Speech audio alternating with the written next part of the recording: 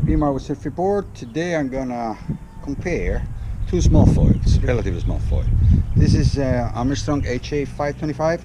It's coupled with a short fuse, the 50, and the chopped V200 tail. Then I'm gonna do a run with this other one. It's an F1, of course I have the F1 mast, Escape 530. As you can see, they're radically different foils. This has aspect ratio 10, this one 6.5 or 3? 6.3. Wingspan 58 on this one and 73 on this one. So this I'm gonna expect to be overall faster. Look at the massive tail they put on this thing. And one thing I do want to mention right now, this is one piece.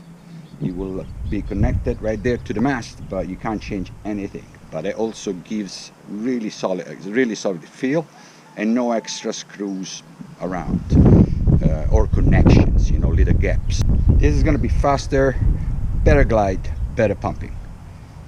So for the downwinder, I'm sure a high aspect foil, I know it's better. I just want to feel this on the downwinder because I want to learn it. I haven't used it ever. I think maybe once. It was so long ago I can't remember because the wind has not been strong enough. But on the downwinder, it's not going to be as good. It might be super loose and turning, but I need to hang on the wing a lot more than this one. But when I get to the end, the upper canal, because the windscreen is pretty big, there are going to be some rollers, and that's for the wave riding. This guy with a shorter wingspan will be most likely more fun than this. I actually did a run yesterday with my Escape 630, and that was the case. Not super exciting in the run itself, but once I got to uppers, I had a lot of fun. So that is the task of the day, to do two runs and compare the guys right here. What do you think? Were you interested at all? Apparently not. Beautiful section. Extraordinary glide and speed. And if I need to pump, this thing pumps very, very well. Like here, and I gotta lift this guy out of the way. I'll give a little bit of power with the wing. Just waiting for a moment in which I like the bumps. Feather again. Right here. Now I can totally luff it and get loose a little bit. That's the other thing. This thing is so loose despite the wingspan. And where do I go now? Nowhere. I grab the wing again. That's how I do the wing downwinders. I have no problem grabbing the wing anytime I feel like. Forget about I gotta laugh the thing as much as I can. That's old stuff, old school. Oh, okay, there we go.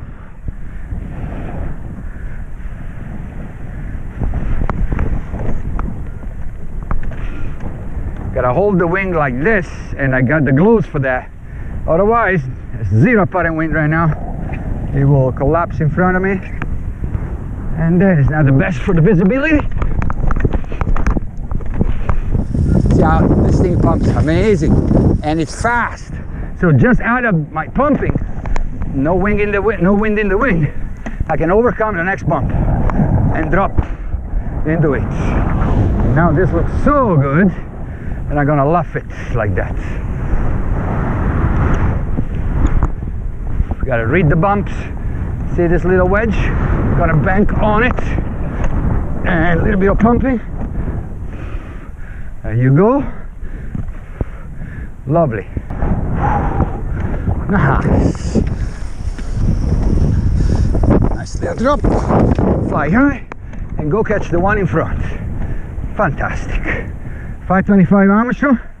Best downwind foil for the wing I tried so far. Big bump behind me. Oh, I might steal the shoulder of it, but this is fast, and I think I need to grab the wing by the front handle so that I can keep it up with my knuckles on the strut in case. My God, look at the prolonged glide of this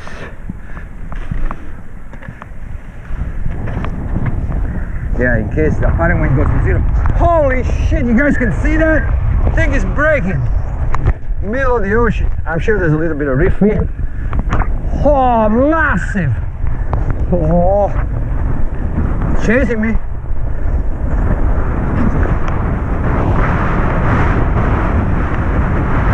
Woo. Too big, too big, too big.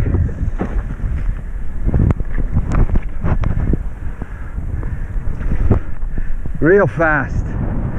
Oh, that was a really fast section. Holy shit. Sorry you guys, but this is intense. Some really big bumps. Wind has been pumping from the east-southeast. Looks like I made it to the corner of Camp 1. Look at this guy here. Yeah, whatever at this point. Why not? Why not? I get caught inside, but man, this is just glorious. Gliding, pumping, beautiful. What you expect from a high, that's why you get a high aspect foil for this kind of application. Okay, downwinder with the F1 is there. Very, very different. The top speed of the Armstrong way higher. Don't forget, it's got a massive tail. The pumping and the gliding is better. So for downwinder, the high aspect is better, no matter what. As I said, I mean, look at this freaking section, but you can't.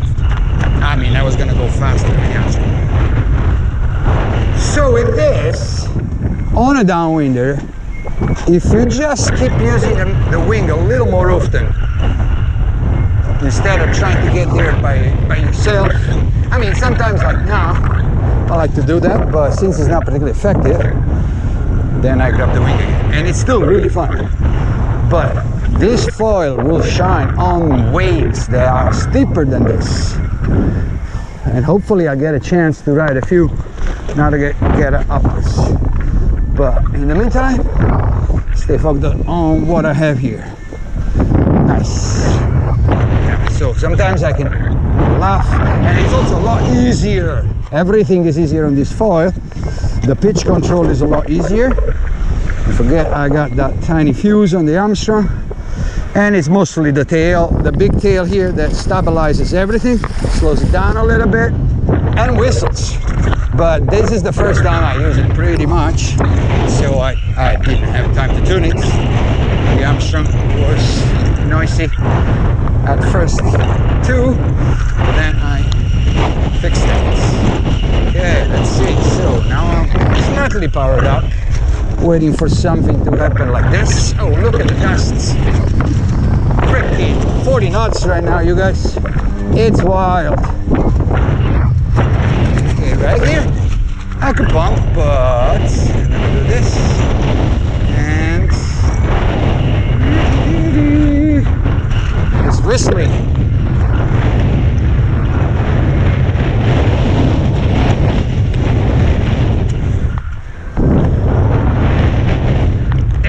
It slows down faster than the other one. The other one keeps going.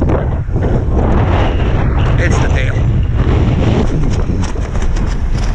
Nice.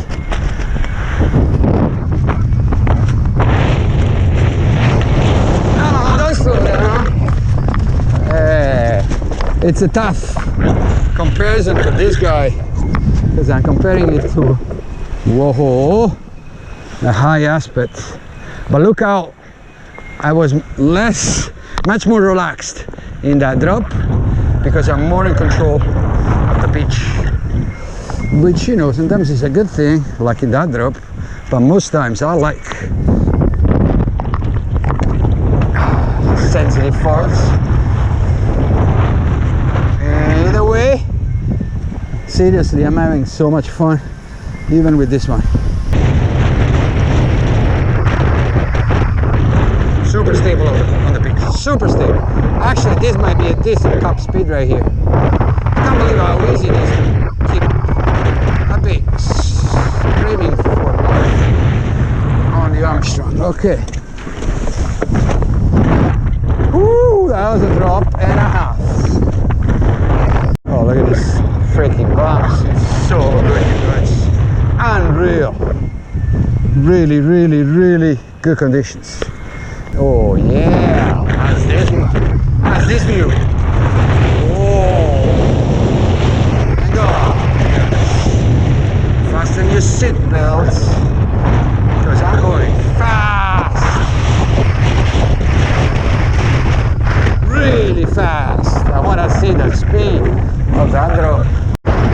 This is much steeper kind of waves because they're filling the reef, and the wing, the foil is performing beautifully.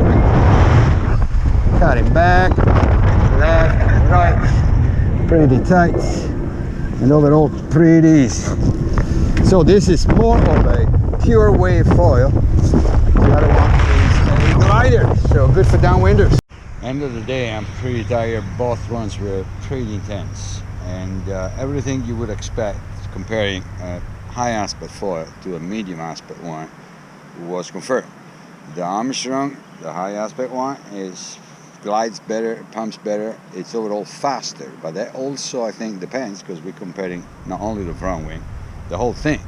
It depends on the tail, because the V-tail in my opinion is really fast, and this one is kind of big, so I had a feeling sometimes that this one was slowing down.